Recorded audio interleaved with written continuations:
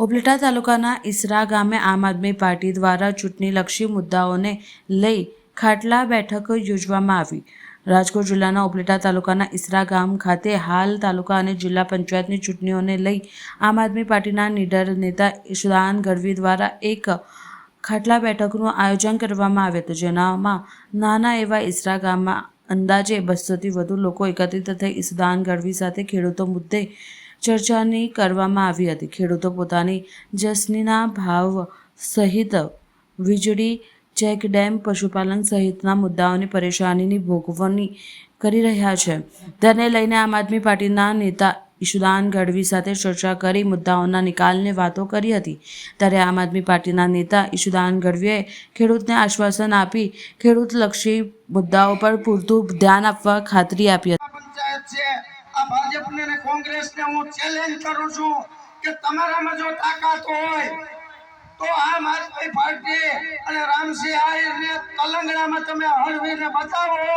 મને હળવી દો એટલે હું રાજકારણ મૂકી દે અને હું કદાચ જિલ્લા પંચાયતમાં ના ચૂંટાવ તો તમારા કામ કરવાને જોઈ હું છું।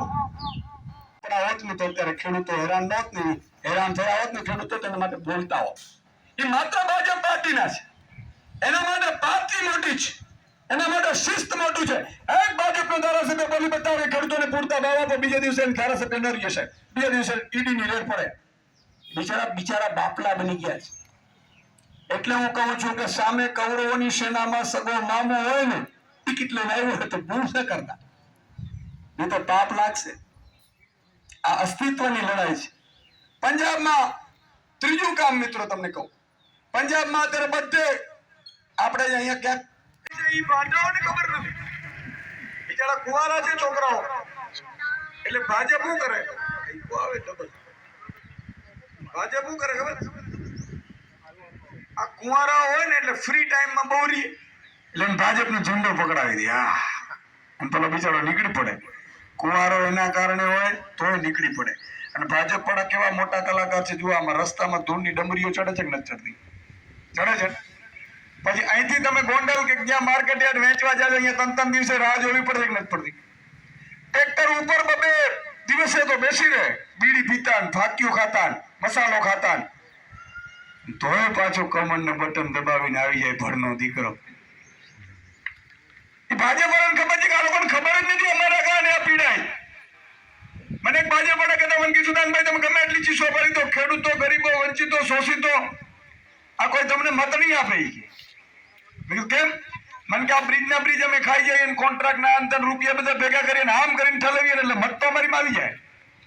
મેં કીધું આજે આવશે, કદાચ કાલે આવશે, પણ એક દિવસ મને આ જનતા ઉપર વિશ્વાસ છે। કલાકારો તમે જનતાને મૂર્ખ બનાવો છો, વારંવાર ભ્રમિત કરો છો, પણ એક દિવસ એવો દિવસ આવશે કે જ્યારે મારી જનતાને ખબર પડી જશે કે મારો દીકરો કુંવારો આના માટે છે, ભાજપના કારણે છે, મારા દીકરાને ખેતી છોડવી પડી રહી છે એ પણ ભાજપના કારણે છે, મારો માલનો ભાવ નથી આવતો, ઉપજનો ભાવ એ પણ ભાજપના કારણે છે, પાણી સારું નથી મળતું, વીજળી પણ નથી મળતી, વીજળીના પીજીવીસીએલની રેડા પડે છે એ ભાજપના કારણે છે।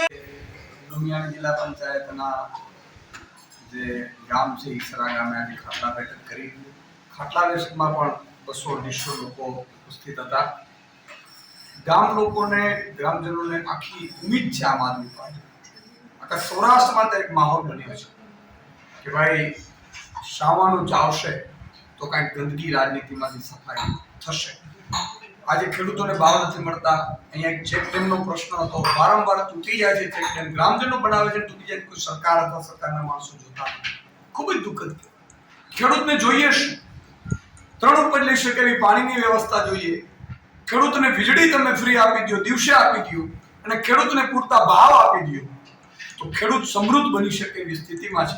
આધુનિક ટેકનોલોજી માટે ખેડૂતને પશુપાલન સાથે સહકાર આપો અને એને ખેડૂતની જમીન સુધારણા માટે પણ જો લોન આપીને આખી વ્યવસ્થા કરવામાં આવે તો આ ખેડૂતો ખૂબ સમૃદ્ધ બની શકે એમ છે। પરંતુ ભાજપ પાસે આશા નથી ખેડૂતોને, એટલા માટે આજે અમે અમારા ઉમેદવારશ્રીઓ છે એમના પ્રચારાર્થે આવ્યા છે। લોકોમાં ખૂબ ઉત્સાહ છે અને મને પૂરો વિશ્વાસ છે કે આ ધોરાજી ઉપલેટામાં ખૂબ પરિણામ સારા આવશે।